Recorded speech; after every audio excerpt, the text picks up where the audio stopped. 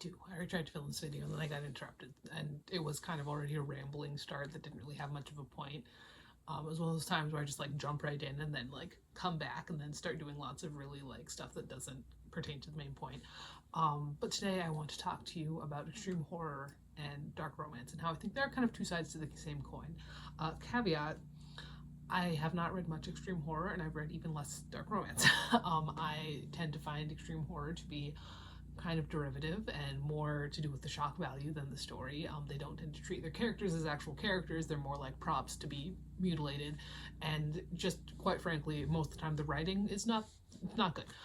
Dark romance. The only book I could say that I've read that is a dark romance is Satan's Affair by the lady who wrote Haunting Adeline. I don't remember her name. I haven't read Haunting Adeline, but Satan's Affair was gifted to me by a coworker, and so I had to read it. It was like on my Kindle. I was like, okay, I just got to sit down and read this, and that's actually what gave me the idea for this, is reading Satan's Affair, because Satan's Affair, I read it as a horror novel. That's what it felt like. It felt like a horror novel, and I do think that dark romance and horror is really two sides of the same coin, but I think that honestly what I think it is the general pushback against horror, especially the extreme stuff, is what makes people, more particularly women who have, historically not been treated great in horror, want to not want to say that they're writing or reading horror. I think that's kind of my thought process here. Although there's now such a pushback against all these like TikTok romances and stuff like that, all the dark romances, especially the dark romances. I mean, there's some pushback on like the regular smutty romance also, but that's also been a big talking point. So it's like, if you're gonna get, derided for reading something anyway, why not just read to call it horror? I think that's what it is. I think people don't want to admit that they enjoy horror. Horror is a huge genre, and I think that when we're in horror, as deeply as some of us are, when we read and watch horror, when we read horror novels and watch horror movies, and that's really kind of all the media we're consuming, we kind of forget sometimes that some people just don't like it, and some people have like kind of a moral stance against it. And so when we find ourselves enjoying romances that have really dark subplots, we want to call them a dark romance and not a horror novel.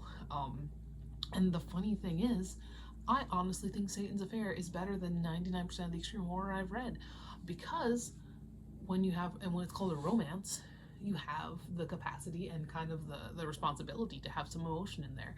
And that's always been my biggest problem with extreme horror, is that there's no emotion in there. There's no feeling. And there's so much feeling in Satan's Affair. There was so much feeling. I don't know if this is our current generation of extreme horror bros not wanting to put any real feeling into their writing because that's fucking gay or something. I don't know. But Satan's Affair, better than Erin Bogard, better than Minke Watson. I'm sure she's better. I'm sure it's better than Matt Shaw. I haven't read Matt Shaw yet. I have one it might even be in my next big TBR. But I'm just waiting to tear it apart because I know it's gonna be terrible.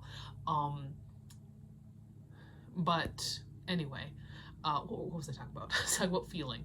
I was talking about how Satan's Affair was better than The Slob and better than them, because there was so much feeling in there. It wasn't just a laundry list of injuries. And I think that there's a heavy focus, like obviously there's a very heavy focus on sex and dark romance. But you know how many fucking rape scenes I've read in extreme horror? There's so much in there too. And you know what?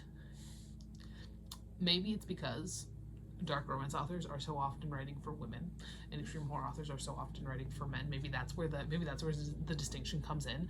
But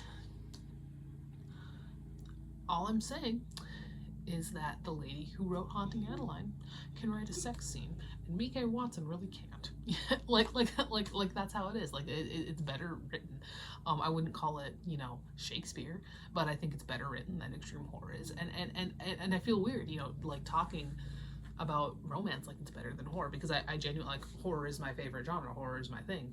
But dark romance, I think, is better than extreme horror, because I think it's because it's got the feeling to it. And also, when we're writing romance, not that I've ever written romance, but when we're reading romance, I mean, when people are writing romance, a big thing we have to care about is the love interest. We have to care about the love interest. The main character's a little bit less important, but we have to care about the love interest.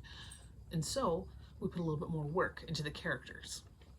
The amount of work that most extreme horror authors put into their characters, I would say, is a bit less than 0. There's no work, there's no characterization in extreme horror, there's none. And honestly, I would call modern dark romance closer to 80s splatterpunk than modern extreme horror is. You read Satan's Affair and tell me that that isn't closer to Richard Lehman than The Slob is. Like, it just is. Yeah, no, like, I mean, both genres tend to be heavily self-published. Both genres tend to be not well received among more literary points. Both genres tend to be pretty poorly written, honestly. Like, I've been talking up Satan's Affair, but I know that, I mean, we've all heard of Gothicana. I know that most dark romances are not, you know, super well written. Satan's Affair, I'm not saying it was like a very well written book. I'm just saying it was better than Aaron Beauregard, which is not a super high bar. No, I think that they're both kind of trash genres, and that's not a bad thing. I mean, we don't always need to be reading super, you know, intense, wonderful novels. Sometimes we want to read a trash genre, and I genuinely think that reading a trash book is better for you than like watching trash TV or scrolling on your phone all day, you know. But no, I think both genres have people against them, and I think that it's an interesting look at why they're so gender segregated. I mean, like, you do have women in extreme horror, you have some, but you also have a lot of women who have stopped reading extreme horror. Not just because it's bad, not just because they started reading better horror, but because they get chased out. And I don't know if that would happen in dark romance if a man was suddenly wandered in off the street, you know. I think that, I mean, I love horror, and I think there are a lot of really amazing people who love horror, but extreme horror is honestly filled with some of the worst, like, horror bros that there are, you know. It just is. And think about what happened to fucking Haley Hughes, you know. It's gross, and I don't think that would happen. I not saying that women are perfect, but I don't think something to the same extent would happen to a man who wandered into dark romance, you know. And maybe that's another point, maybe that's another reason why the you just hold on 1 minute, please. Maybe that's another reason why women are more likely to say that they're reading extreme horror, say that they're reading dark romance than extreme horror, you know, because they're allowed to be in the dark romance space.